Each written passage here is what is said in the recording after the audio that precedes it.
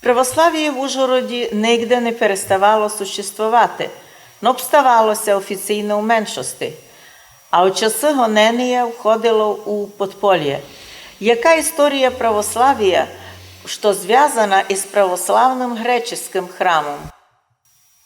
Треба мати у виду, що за всі часи гонення на православ'я Ужгородська земля найбільше потерпіла від уніятів.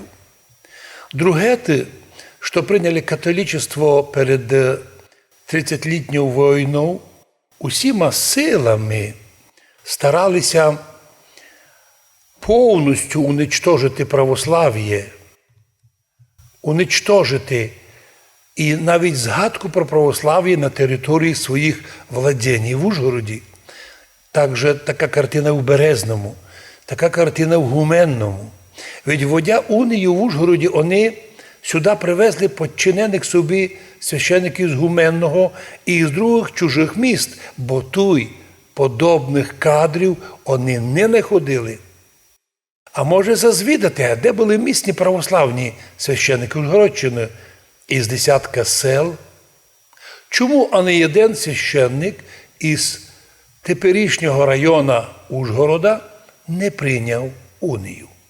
Унія називається Ужгородська, а ні одної інформації не є про те, що, можливо, хтось із, хоча б один із місних ужгородських священників міг прийняти унію.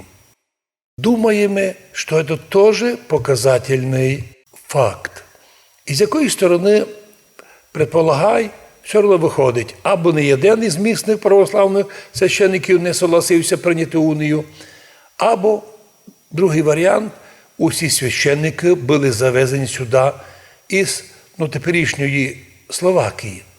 Другий варіант, на кінець 30-літньої війни між габсбурзькими католиками і всі іншими християнами Європи, священники Ужгородщини, оскільки воювали уєдно із своїм народом проти католицької експансії, зато і були покарані.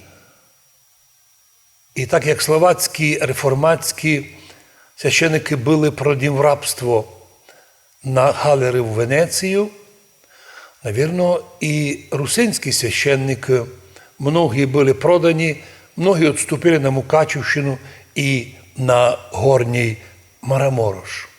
Вот почему прийшлося чужих сюди вести.